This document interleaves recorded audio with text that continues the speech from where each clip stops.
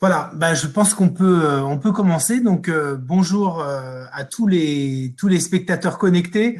Merci de nous rejoindre sur Digital SCE pour cette conférence qui, comme je le disais tout à l'heure en préambule, en teasing, qui promet d'aborder des sujets technologiques et à la fois, vous allez voir, euh, aussi avec une approche un petit peu surprenante. Donc, l'entrepôt devient 4.0. Comment doper la supply chain grâce aux dernières technologies? On s'imagine évidemment que la révolution digitale arrive dans les entrepôts, qu'on va parler de plein de techno. Attention, avalanche de buzzwords, les big data, l'IA, l'analyse prédictive, la réalité augmentée, la cobotique, l'IoT, la blockchain. C'est vrai, mais aussi, pour qu'un site logistique devienne réellement un entrepôt 4.0, il suffit pas de se laisser séduire par telle ou telle techno, de faire un POC dans un coin.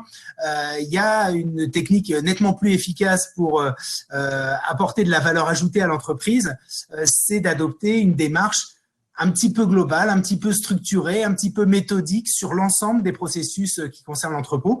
Et c'est ce qu'on va voir justement, et c'est justement pour ça que l'approche est intéressante, parce qu'on va voir avec deux spécialistes que je vais vous présenter maintenant.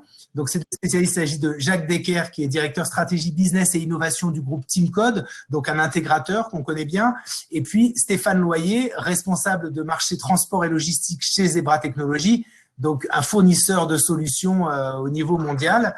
Donc, je pense qu'on est relativement bien servi sur l'expertise en matière de technologie. Messieurs, je vous laisse la parole avant. On va essayer aussi, et je voudrais quand même insister sur ce point. Vous avez un bouton questions. N'hésitez pas à envoyer vos questions parce que c'est vraiment un sujet qui se prête à l'exercice. Et puis, évidemment qu'il y aura une séance de questions-réponses à l'issue de cette présentation. Voilà, Jacques, je vous laisse la parole. Merci Jean-Luc. Comment l'entrepôt va Bonjour devenir Jean-Luc. 4.0 ? Oui. Bonjour Jean-Luc, bonjour Stéphane, et puis bonjour à vous tous qui suivez cette conférence. Donc en ces temps un peu perturbés, on a tous rebondi et digitalisé cet événement. On aurait pu se voir en vrai au cours du salon Supply Chain, mais effectivement, on a bien rebondi. On se retrouve ici en digital et on peut dérouler ce salon pratiquement comme si de rien n'était.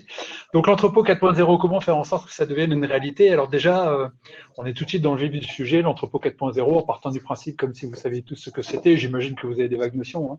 Vous aurez bien évidemment noté la similitude de construction du terme entrepôt 4.0 et industrie 4.0, qu'on appelle aussi parfois l'industrie du futur. On parle aussi parfois de l'entrepôt du futur. Alors je préfère moi la terminologie d'entrepôt 4.0 parce que par définition, le futur, on l'atteint jamais, donc l'entrepôt du futur, dans 10 ans, on pourra encore parler d'entrepôt du futur, alors que l'entrepôt 4.0, c'est une réalité aujourd'hui.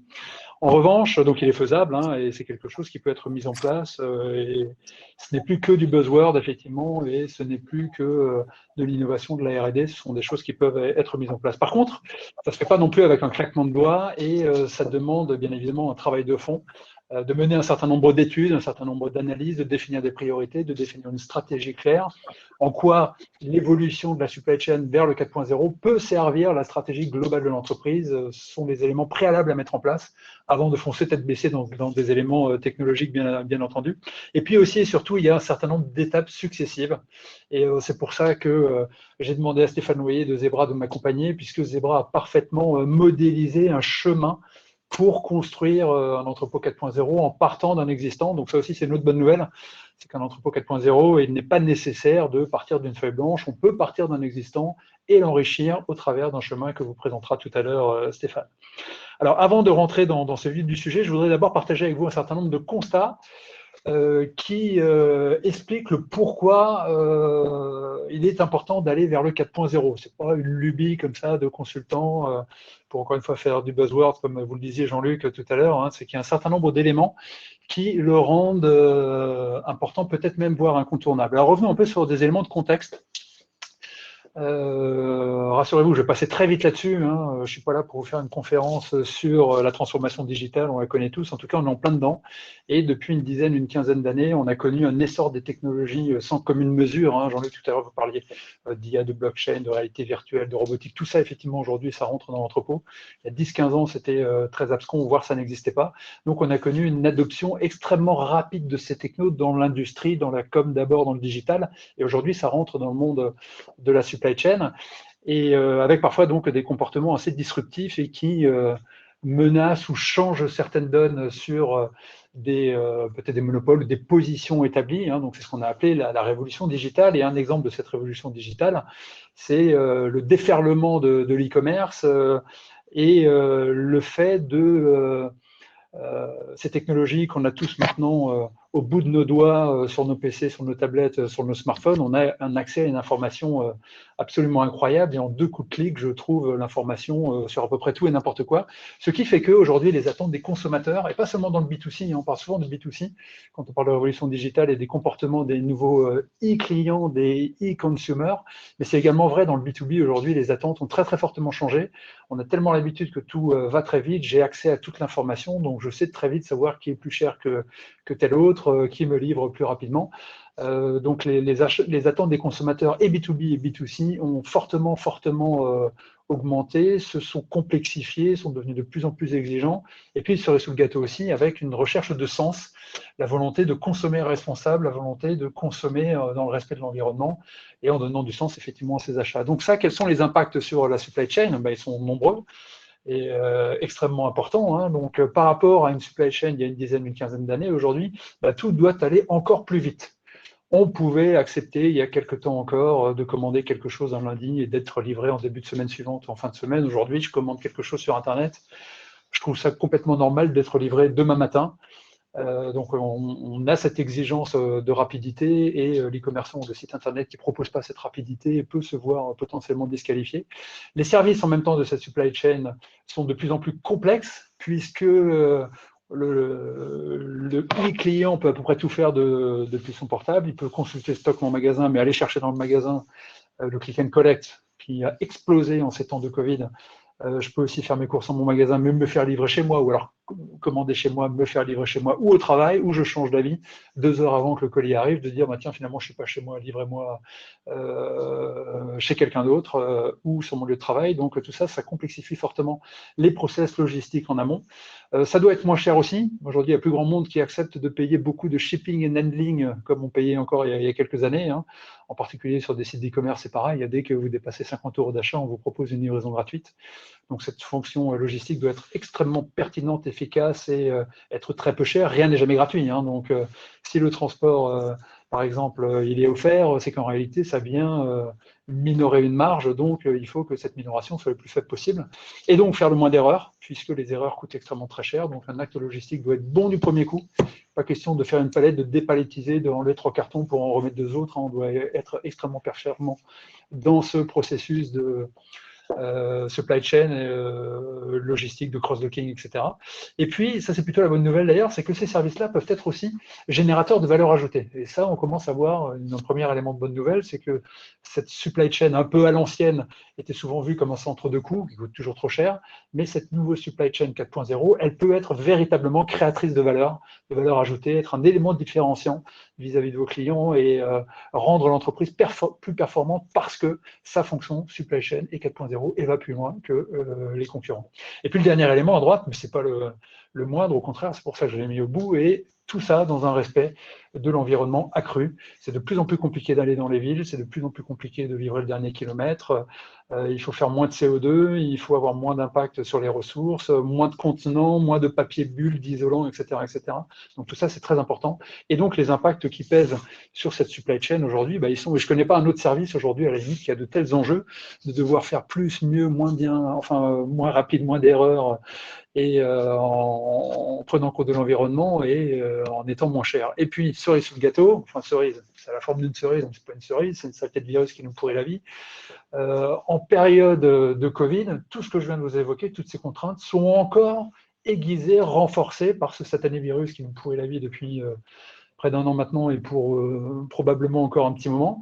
c'est que tout ce qui était vrai s'agissant de la rapidité, de ces nouveaux services, ça s'est amplifié pendant le Covid. Des gens qui n'avaient jamais rien acheté à distance se sont mis à le faire, des gens qui n'avaient jamais fait de click and collect se sont mis à le faire. Donc, on va se retrouver avec une fonction logistique qui, en plus de tout ce que je viens d'évoquer, voit ses volumes exploser. Donc, il y a des effets de seuil, il y a des effets de structure, il y a des capacités qui peuvent être mises à mal.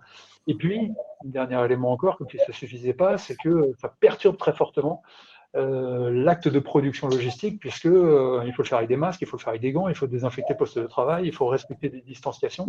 Donc en plus, tout ça, ça vient pondérer la productivité des gens qui travaillent dans un entrepôt, parce qu'il faut faire attention, et pendant qu'on désinfecte, eh ben, on ne fait pas d'acte logistique. Donc question, Jean-Luc, que vous auriez pu me poser, est-ce que c'est une mission impossible? Eh ben, j'ai envie de dire oui et non. Oui, c'est mission impossible si on ne change rien, si on reste sur des paradigmes matures qui fonctionnent, mais qui ne sont pas forcément capables de répondre à ces nouveaux enjeux. Et c'est là, ça c'est plutôt la bonne nouvelle, et c'est là que ça devient possible la mission, c'est en ayant recours à ces nouveautés technologiques qui, au service de la supply chain, vont permettre de relever tous ces challenges et de checker chacune de ces cases, même en contexte Covid. C'est donc ce qu'on appelle l'entrepôt 4.0. Donc un entrepôt 4.0, c'est un entrepôt qui est devenu plus intelligent, qui est devenu plus rapide. Tout ce qui le manipule et tous les équipements qui sont à l'intérieur, les personnes qui sont à l'intérieur sont interconnectés entre eux. Donc on atteint cet objectif de performance et d'accroissement de la productivité, des volumes à traiter, de la respect de l'environnement, etc., etc. Donc en réalité, un entrepôt 4.0, bon, c'est un joli terme, hein, mais quand on décortique ce qu'il y a dedans, ça vient d'un entrepôt tout à fait classique, et on a enrichi cet entrepôt avec un certain nombre d'outils, un certain nombre de fonctionnalités, un certain nombre d'applications, de logiciels, de capteurs, d'antennes, des équipements technologiques qui se dénombrent en dizaines, peut-être même en centaines, et chacun à la marge va pouvoir concourir à apporter un élément différenciant qui va permettre de répondre au contexte qu'on évoquait. Je vois qu'il y a des numéros là, c'est un palmarès, c'est par ordre de priorité, ça correspond à quoi ou c'est ça? Oui, alors ce sont des grandes familles, effectivement, j'ai pas le temps, et d'ailleurs je serais bien incapable de faire, de lister les dizaines ou la centaine d'applications que j'évoquais, donc ce sont plutôt des grandes familles. Et effectivement, il y a une logique dans ces chiffres-là, puisqu'on est parti du cycle de vie de la donnée. Donc, ce n'est pas un palmarès, mais c'est par où tout commence. Dans le monde de la supply chain, tout commence par une donnée qui est captée, qui est saisie, on en reparlera tout à l'heure longuement avec Stéphane. Et donc, la durée de vie de cette donnée dans un entrepôt 4.0 va être assez différente de l'entrepôt classique. Donc, tout commence en 1, donc l'interconnexion des actifs de l'entrepôt. Donc, capter la donnée va se faire autrement qu'en faisant une saisie clavier ou en scannant un code barre. Il y a d'autres moyens de récupérer ces informations. J'y reviendrai tout à l'heure, je ne m'étends pas ici. Ensuite, en 2, ces informations étant captées, bon, c'est bien beau de traiter l'information, mais si je fais des piles de post-it ou des piles de feuilles Excel, cette information-là, ça va être très compliqué de traiter. C'est ce qu'on appelle l'infobésité. Avoir trop d'informations et pas les outils pour les traiter, on ne va rien pouvoir en faire. Ne pas avoir de données, c'est pas avoir de carburant, mais en avoir trop sans savoir les traiter, bah, c'est presque pire. Donc c'est là que le big data va intervenir. Et le big data, c'est plus un buzzword d'aujourd'hui. Hein. Enfin, ça fait toujours bien de le placer dans une conversation, mais en réalité, le big data, c'est très simple. Ce sont des outils qui vont permettre de faire le tri dans cette foultitude de données. On parle de data lake, hein, de lac de données. Il y a quelque temps, on parlait de data warehouse, l'entrepôt de données. Donc là, maintenant, les données ne tenaient plus dans l'entrepôt, donc on les a mis dans un lac, peut-être demain dans un océan. Et donc, ces outils-là vont permettre de déterminer, et Stéphane en parlera un petit peu tout à l'heure, de l'analyse prédictive, et de pouvoir tenir dans ces données, cette foultitude de données, capter celles qui sont importantes, les agglomérer entre elles, générer une donnée métier, capter les signaux faibles et devenir très performant dans son acte métier. Troisième élément, cette donnée, ça y est, je l'ai captée, je l'ai triturée, j'en ai fait un élément important, il va falloir la communiquer, petit 3, vers les personnes, les outils, les systèmes qui vont en avoir besoin. Donc, quand on parle de personnes, on parle vite aussi de sécurité, donc tant sécurité physique que logique, donc c'est pour ça qu'on a mis aussi la partie sécurité dans ce 3. Et donc, cette donnée, ensuite, elle va être diffusée auprès des personnes qui en ont besoin dans la phase du process de l'acte métier au moment où la personne en a besoin. Après le 4, on va être sur l'asset tracking permanent. Donc, les personnes, les biens qui travaillent dans cette supply chain vont être traqués en permanence et il ne faut pas en avoir peur et il ne faut pas y avoir de mal. Au contraire, ça va générer de la valeur ajoutée, donc de l'optimisation d'implantation, de l'optimisation de trajet, etc. Et s'agissant des trajets, par exemple, ça m'amène au pavé numéro 5, la cobotique, la robotique, et les drones. Là aussi, ou exosquelettes. Là aussi, il ne faut pas en avoir peur. Hein. Tiens, les robots, ça va prendre mon travail. Non, ça ne va pas prendre mon travail. Par contre, ça va me prendre le travail travail qui m'ennuie, qui me fait mal au dos, qui n'a pas de valeur ajoutée, qui me pourrit la vie. Un entrepôt aujourd'hui d'un grand logisticien dans l'agroalimentaire, c'est facilement 70, 80 000, 100 000 mètres carrés. Vous discutez avec les gens qui y travaillent et ils vont vous dire qu'ils marchent 15, 20, 25 km par jour. Donc, il faut être en forme. Hein. Et donc, justement, ces cobots, ces drones, cobots, ces robots collaboratifs, hein, va permettre d'aider l'opérateur et de faire du goods to man et non plus le bonhomme qui se déplace partout dans l'entrepôt. Et puis enfin, bien sûr, cerise sur le gâteau, le liant de tout ça dans le cadre du respect de l'environnement. Donc toute une foultitude d'applications qui vont venir trouver leur place dans chacune de ces catégories en fonction des priorités et selon un timing précis sur lequel reviendra Stéphane tout à l'heure. Alors, le lien avec Zebra, hein, puisque dans cette foultitude d'informations, alors tout le monde connaît Zebra dans leur capacité à fournir ce qui se fait de mieux sur le marché en termes d'équipement mobile informatique. Ce qu'on sait peut-être un peu moins, c'est là où vous ne voyez pas de photos, c'est que Zebra, depuis quelques années, investit très très fortement sur des solutions, et notamment sur des solutions de valeur ajoutée, qui s'inscrivent dans le cadre de l'entrepôt 4.0. Donc ici, vous avez un certain nombre d'éléments de la gamme de Zebra, ce n'est pas exhaustif bien évidemment, mais que vous pouvez retrouver dans cet entrepôt 4.0. Jacques, si je peux juste prendre la parole, oui. Je voulais juste proposer la réflexion suivante. Aujourd'hui, la technologie, elle existe, elle est présente, d'accord, et vous la connaissez, hein, on parle du code barre, de la RFID, de localisation, il y a un ensemble de technologies qui sont présentes sur le marché. Et aujourd'hui, on est plus dans une difficulté pour atteindre l'entrepôt 4.0, c'est une difficulté d'agencement. Hein. Comment j'agence cet ensemble de technologies pour finalement obtenir, réussir à acquérir à obtenir les résultats que je souhaite, hein, vis-à-vis des enjeux qu'a exprimé Jacques tout à l'heure. Et donc, chez Zebra, oui, ça fait 50 ans qu'on fabrique des lecteurs code barre, des imprimantes code barre, on est leader sur ce marché, c'est notre métier de base, mais on a très vite senti le besoin d'évoluer. Pourquoi ? Parce que pour relever les défis que vous avez, ça va plus simplement se jouer, on le verra un petit peu par la suite, au niveau de l'opérateur, mais il va falloir que l'entrepôt entier prenne vie et soit générateur de données.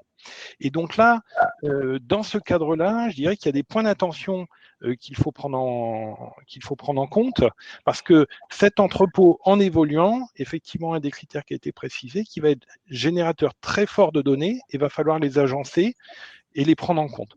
D'autre part, technologie ne va pas à l'encontre. Le but, c'est d'accompagner l'humain au niveau de l'entrepôt pour améliorer la productivité et obtenir les résultats qui sont souhaités. Donc, je vais laisser Jacques reprendre la parole sur les points d'attention, mais encore une fois, la technologie existe. Vous avez entendu parler de drones, de différents types de technologies, d'RFID, de localisation, de caméras, de vidéos, d'ondes, quelles qu'elles soient. L'idée n'est pas de se dire je prends une technologie, je vais sur le terrain et je vois ce que ça donne. Ce qu'on vous propose, nous, comme chemin, c'est plutôt de dire comment on peut agencer dans un chemin, une histoire, finalement, dans l'entrepôt, pour en tirer la quintessence. C'est un espèce de puzzle, là, mais il faut avoir quand même l'image, la big picture, quoi, parce que sinon…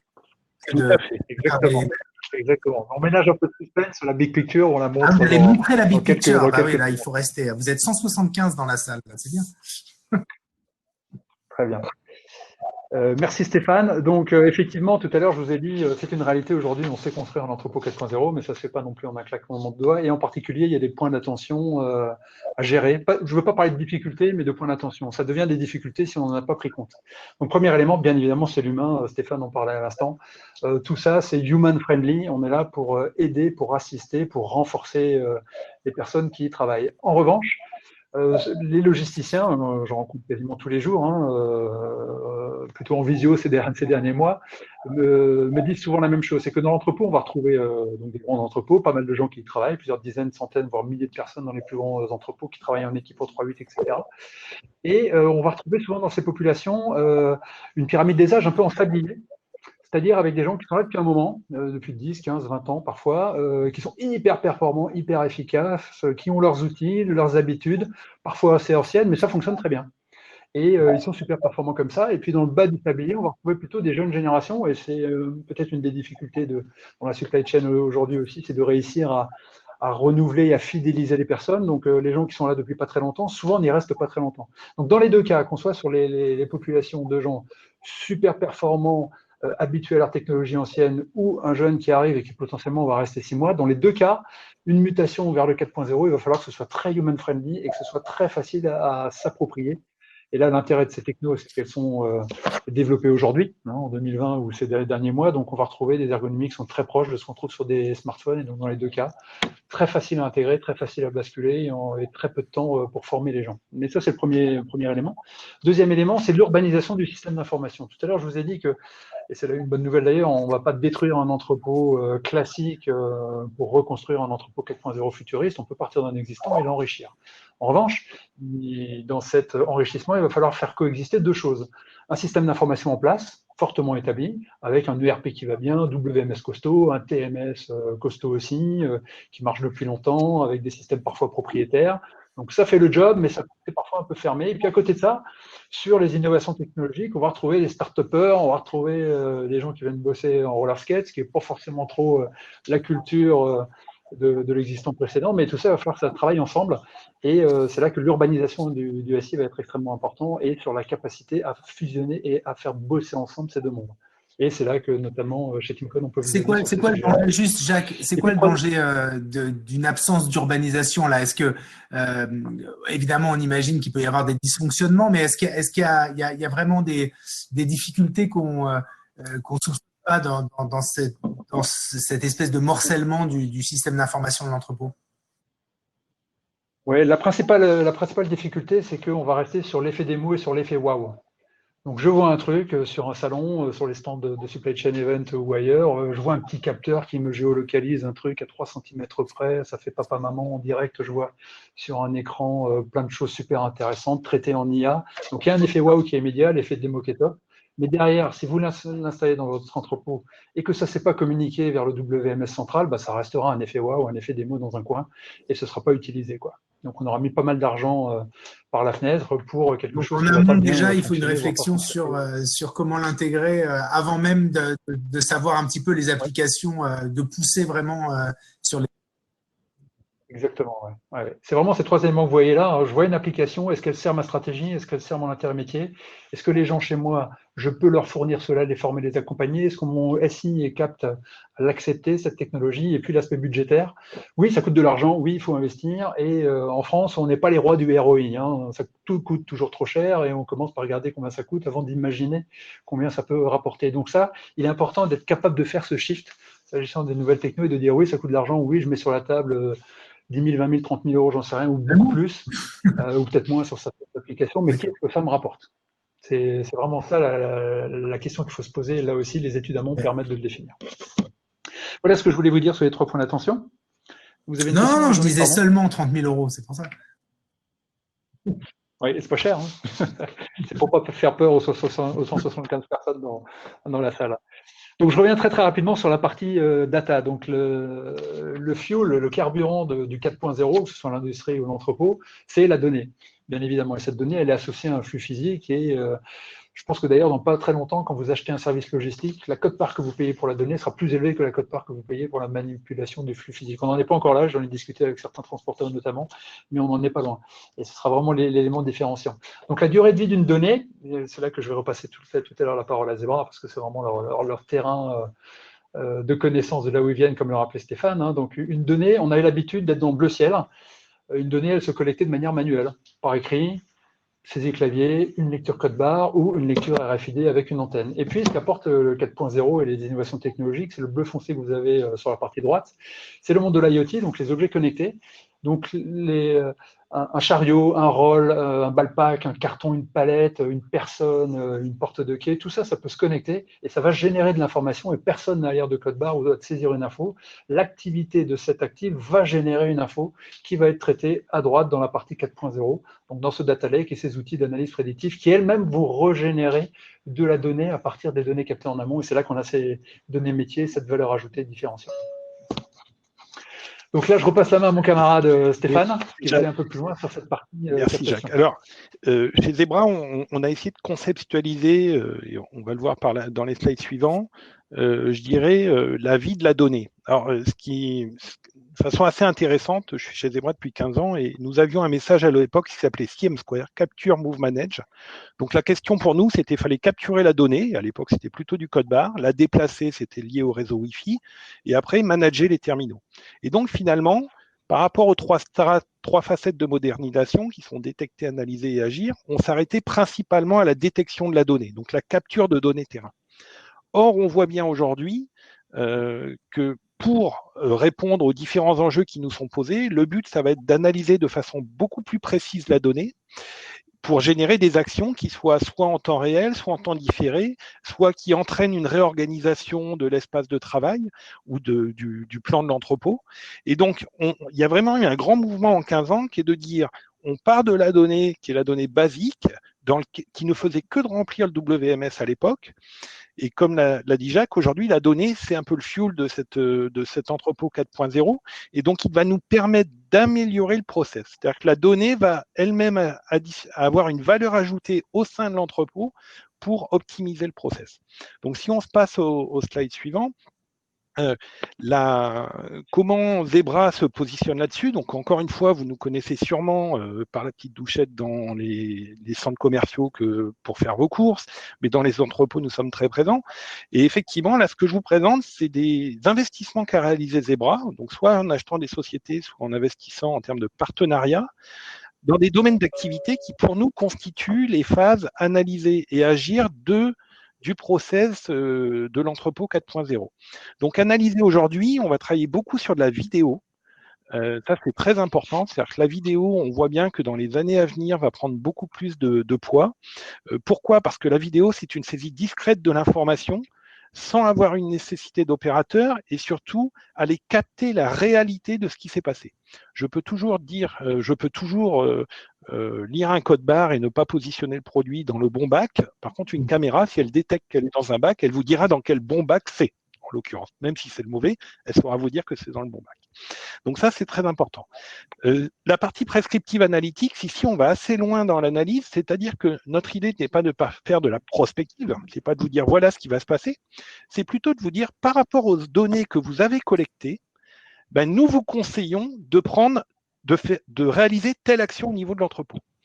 Par exemple, on pourrait imaginer que, c'est les discussions qu'on a actuellement avec certains logisticiens, de se dire que pour améliorer ma préparation de commande, on sait que pour des questions de saisonnalité, par des questions de promotion en amont, en consultant l'ensemble de ces bases de données, de vous indiquer qu'il vaut mieux aller positionner effectivement la palette d'eau à côté de la palette de pastis parce que naturellement, ça va partir. Oui, je me fais la mouche du coche, là, mais c'est pas le boulot du WMS, ça ?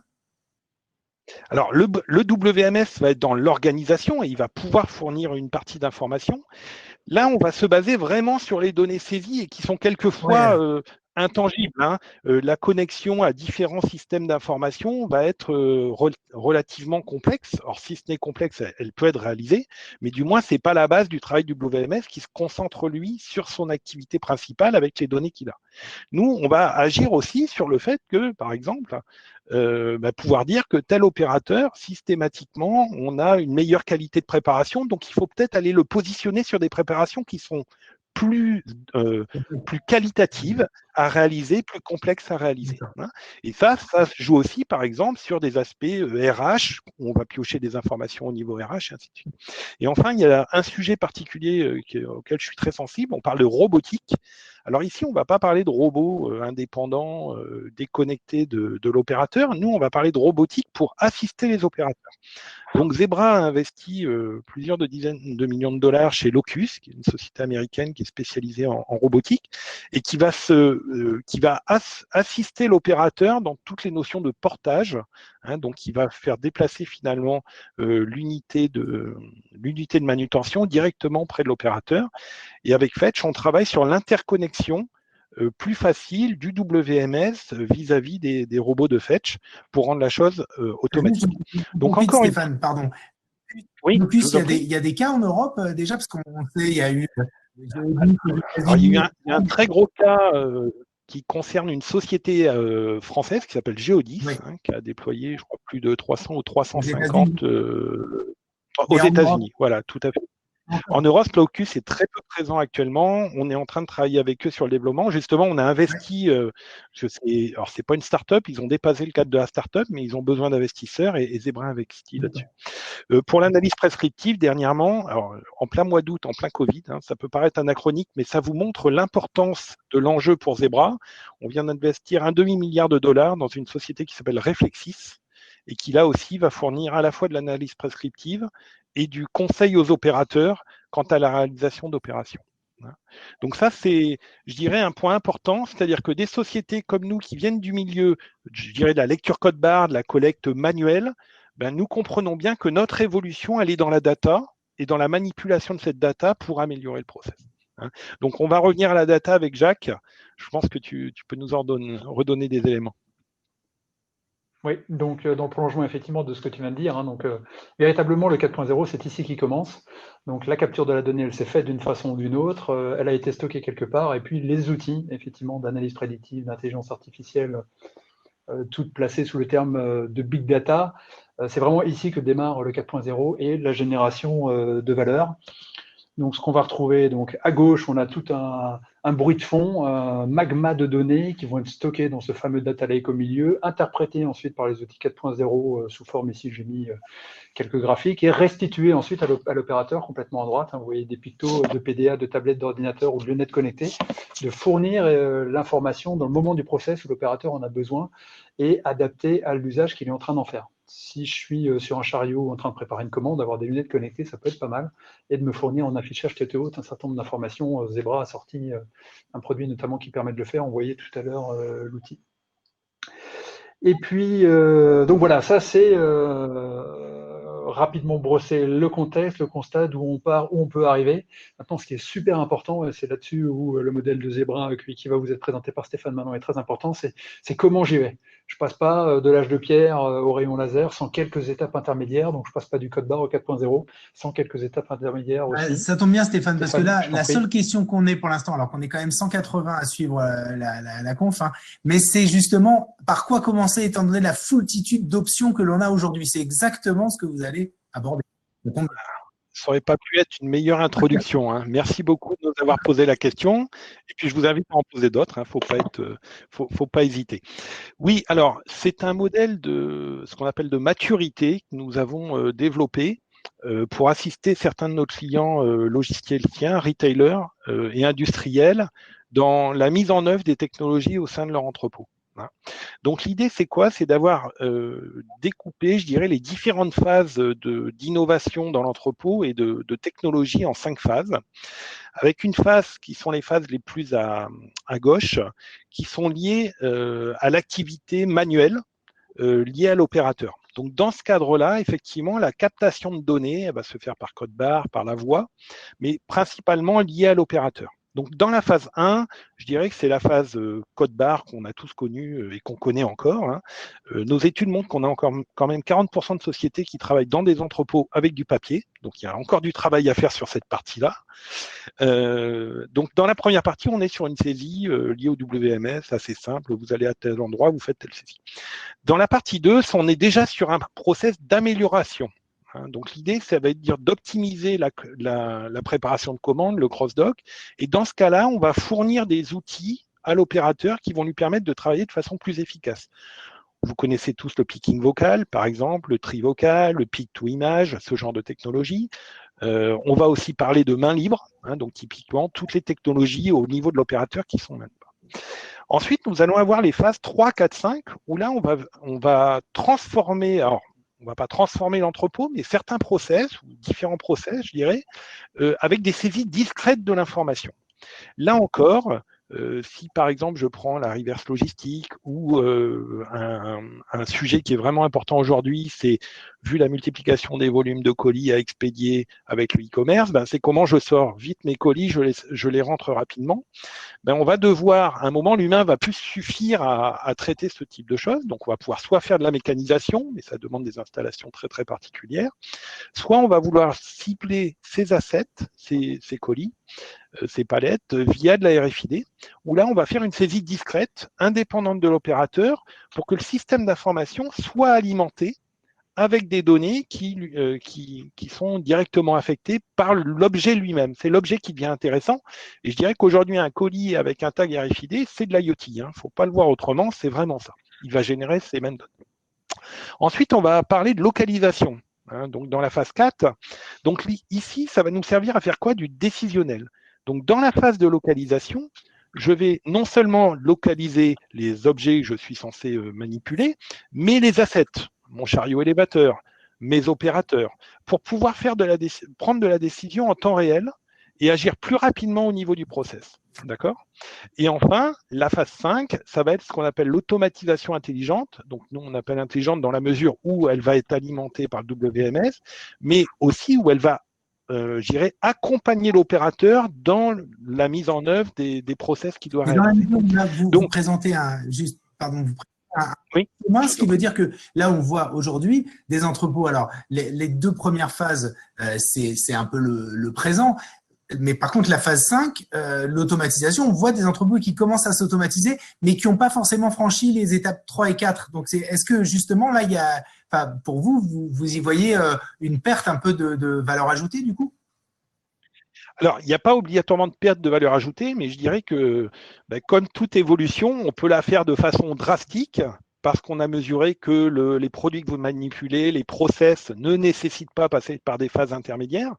Effectivement, si vous êtes dans des process où vous avez typiquement besoin de moins d'opérateurs, vous pouvez tout de suite aller à de la mécanisation. Et là, vous parlez plus de mécanisation. Nous, on va parler d'automatisation, qui est un peu différente. On est sur de l'assistance à l'opérateur. Et vous avez des biens que vous ne pourrez jamais manipuler de façon mécanique, tout simplement. Donc, si on passe au slide suivant, Jacques. Ici, ça nous aide à répondre, et évidemment, Team Code pourra vous exprimer de visu si vous le souhaitez, plus en détail les éléments. Mais ici, on a voulu recadrer, je dirais, les grands enjeux qui vous ont été présentés, avec des impacts qui sont importants. Aujourd'hui, on veut mécaniser certains processus, mais on ne sait pas comment le faire. D'accord? On veut avoir plus de visibilité sur les outils, mais encore une fois, par où je commence? Donc nous, ce qu'on vous propose, c'est ce chemin, cet accompagnement que peut mettre en œuvre Team Code avec vous. Et la question que vous allez devoir avoir, c'est de vous situer par rapport à ça. D'accord? Donc les technologies existent, on l'a bien vu, c'est la phase 1 qui est la phase en bas, de l'acquisition de données, mais on va avoir besoin, je dirais, de se projeter dans le futur. Et donc le slide suivant, qui me semble tout à fait significatif, et je sais que Jean-Luc, vous l'appréciez particulièrement, et moi aussi. Ça vous donne un peu la situation actuelle, et finalement, il n'y a ni bien ni mal. Simplement, on n'avait pas les mêmes enjeux il y a quelques années que ceux qu'on est en train d'avoir aujourd'hui.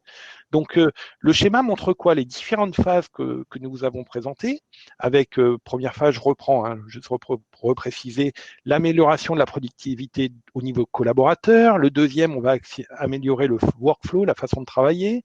Troisième, la visibilité des assets. Le 4, ça va être agir en temps réel, donc effectivement lié à la localisation en plus de la gestion de l'asset. Et après, on va améliorer au niveau de la mécanisation. Et bien, ce qu'on constate, c'est dans les études que nous avons réalisées avec un partenaire sur les différentes sociétés en Europe, c'est que les investissements en 2019, ils portent encore beaucoup sur la partie, je dirais, liée à l'opérateur. Pourquoi? Parce qu'on voyait encore, et on voit encore, une amélioration de la productivité qui peut être tiré par l'opérateur. Alors, je veux juste signaler qu'en France, on peut avoir beaucoup de défauts, mais au niveau de la productivité, on est fort pour différentes raisons, mais effectivement, on va très très loin dans les process. Si vous prenez nos collègues américains, avec qui je discute souvent, ils sont épatés par ce qu'on fait en vocal, en collecte main libre, parce qu'effectivement, on a eu ce besoin, par une pression du coût de travail, d'aller très loin là-dedans. Donc, on a eu beaucoup d'investissements dans ce sens-là, ce qui nous a peut-être fait aussi retarder nos investissements sur la partie plus technologique. Pourquoi? Parce qu'on est tellement productif dans un sens qu'on se dit j'ai besoin d'aller moins vers des zones type RFID. Ou du récent quand même, si on peut. Comment ? C'est quand même plus récent aussi. Il faut un peu Et c'est plus récent. C'est plus récent et là où vous avez raison, à la fois c'est plus récent et d'autre part, ça peut être amené à des champs logistiques un peu différents. Je prends la RFID en boucle ouverte, il faut bien que quelqu'un paye et la difficulté de le mettre en œuvre.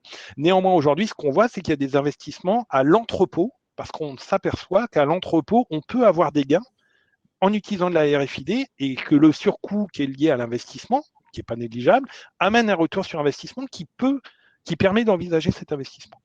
Donc la bonne nouvelle pour tout le monde, c'est que le chemin est décrit, du moins nous avons essayé modestement de l'écrire par nos analyses, que vous avez vu les différentes phases, et qu'en 2024, on a des volontés d'investissement vraiment, et on voit que la vraie bascule sur le côté droit du graphe, une vraie volonté d'investissement sur des technologies qui vont permettre, je dirais, de générer de la donnée à partir des assets et de venir aider les collaborateurs dans la réalisation de leurs objectifs de façon mécanique. 2024, donc vous avez voilà. dit. Alors 2024, la première étude était faite en 2019, donc on n'avait pas prévu le Covid, on peut prévoir beaucoup de choses, mais ça, c'était pas tellement prévisible. Ça va accélérer ou ça va ralentir pour vous? Objectivement, aujourd'hui, dans les discussions, parce que 2020 a été animé pour beaucoup de mauvaises raisons, mais nous avons sur le deuxième semestre beaucoup plus de demandes. Et les investissements que je vous ai précisés d'un demi-milliard de dollars, c'est pas négligeable. On a beaucoup de demandes effectivement pour basculer. Pourquoi ? Parce que les volumes ont augmenté de façon très très significative en logistique et qu'à un moment on a des problématiques de gestion humaine parce que les volumes sont tels qu'on ne peut pas augmenter. Et le but, c'est d'améliorer. Les volumes globaux, ils ont augmenté réellement? Comment ? Les volumes en logistique ont augmenté là ces derniers mois? Si vous prenez, les gens avec qui nous discutons sur la partie expressif sont juste énormes. Ils travaillent. Oui. On a travaillé au mois de juin, juillet, mai, juin, juillet, comme si on travaillait au mois de novembre. Donc les flux sont énormes. Donc voilà, et puis on a une perspective de croissance de 6% l'an prochain, alors qui part sur un très négatif en 2020, mais néanmoins on sait que ça a aussi changé le process. Ça a aussi changé. On arrive bientôt à la fin, il reste quelques minutes juste pour les questions. Je vois qu'il y en a au moins deux là pour Jacques. La première, rapidement, mais c'est vrai que c'était un des objectifs, la contrainte, ou la démarche environnementale. C'est pas une contrainte, c'est une question de vie ou de mort pour nous. Mais voilà, est-ce que là, les technologies peuvent être utilisées dans l'entrepôt, s'entend, pour améliorer cette démarche environnementale? Oui, en fait, à plusieurs niveaux d'ailleurs. Et tout n'est pas de la responsabilité d'ailleurs du logisticien, mais déjà, les sociétés qui fournissent des moyens logistiques aux logisticiens, eux-mêmes, de plus en plus, ils intègrent une démarche respectueuse de l'environnement dans la conception, la fabrication des outils, en pensant dès le départ le recyclage des matériels. Dans ce que fait Zebra aussi, un produit comme celui-ci, dès le départ, il est prévu pour pouvoir être recyclé, reconditionné. Donc déjà, premier élément par rapport à ce que vous achetez. Il y a des camions, on commence à parler de camions électriques qui consomment moins, qui passent à des carburants alternatifs. Et puis dans la fonction supply chain aussi, quand on parle de RSE, on entend beaucoup le E, le côté environnement, et peut-être un peu moins le S, le côté sociétal, mais qui est important aussi. C'est aussi le bien-être, le respect et la sécurité des personnels qui y travaillent. Donc je me positionne bien sur les deux choses, l'aspect environnement et sur l'aspect des personnels. Donc sur l'aspect des personnels, beaucoup de choses, beaucoup d'investissements sont portés là-dessus. Le rôle de l'évoquer, c'est aussi, justement, là vous l'évoquiez tout à l'heure sur le côté, le facteur humain. Vous êtes intégrateur de solutions, mais concentré aussi sur cette partie-là. Là, il y a une question justement sur les problématiques de résistance au changement sur ces technos. Comment vous faites? Vous avez évoqué tout à l'heure la pyramide en forme de sablier. Finalement, il y a deux publics qui sont un tout petit peu opposés en termes de techno, enfin opposés en tout cas, mais on y arrive quand même avec les nouvelles techno parce que tout le monde dans le même. Voilà, c'est ça. Alors, il y a un autre point, c'est que les nouvelles technos sont discrètes dans l'acquisition de données. Ce qu'il faut comprendre dans les phases 3, 4, 5, c'est qu'on devient très discret vis-à-vis de l'opérateur. Alors, c'est pas pour cacher des choses à l'opérateur, mais finalement, c'est le colis, la palette qui va devenir elle-même communicante. D'accord? Donc ça, c'est important. L'opérateur va faire le geste, mais va pas forcément, enfin le geste logistique, mais va pas forcément aussi avoir besoin de tout un tas de connaissances technologiques pour tripoter son terminal. D'accord. Ouais. Je prends l'exemple, par exemple, on a un système qui va mesurer le volume de remplissage d'un camion en temps réel. D'accord? Donc, actuellement, ça se fait sur certains centres logistiques ou plutôt expressistes où les gens vont mesurer à la mano, avec l'expérience, je suis à 30%, 50%, ainsi de suite. Nous avons développé une solution de capture discrète liée sur des bases vidéo un peu particulières qui va mesurer en temps réel ce taux de remplissage. Donc, finalement, l'opérateur va faire son geste logistique et on va informer le responsable de quai, éventuellement le client, lui dire voilà, ton camion il est prêt à 30%, tu vas dans 20 minutes il sera prêt, il partira. Donc l'idée c'est de la capture discrète, c'est très important. On donne de l'intelligence à l'asset. On parle d'IoT, ben là c'est de l'IoT mais dans l'entrepôt.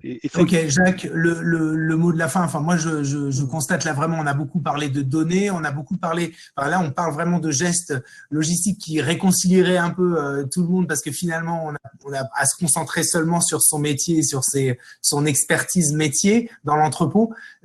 Qu'est-ce que j'ai oublié là dans cette dans cette Alors, vous avez bien synthétisé. Effectivement, il y a plusieurs choses qu'il faut retenir, hein. Effectivement, c'est que ces technologies-là, elles se font pas. Ce sont des technologies de rupture, mais ce ne sont pas des technologies agressives. Donc, elles sont human friendly. Et tout à l'heure, on parlait des deux types de populations qu'on peut symboliser par ce sablier dans les entreprises. C'est que malgré tout, ces deux types de populations ont un point commun, c'est qu'ils savent tous se servir de ce truc-là. Et aujourd'hui, quand on regarde les nouvelles applications, la façon dont les éditeurs travaillent, ils travaillent avec les mêmes spécialistes UX, donc l'expérience utilisateur, que les Facebook, les Twitter et les que sais-je encore. Donc ça devient très très human friendly. Ensuite, peut-être ce qu'on a peut-être pas évoqué. Tout à l'heure, je disais effectivement, c'est Entrepôt 4.0. On sait le faire. Il est en évolution, il peut être en rupture, mais la rupture n'est pas sur tout. Hein. Notamment, faut pas croire que gardez vos lecteurs de code barre, ne les jetez pas à la poubelle. Le code barre, on est dans le money time, là, mais vous un truc important, ou pas. Ne jetez surtout pas vos lecteurs. Ce sera un peu ma conclusion. Non, surtout les jetez pas.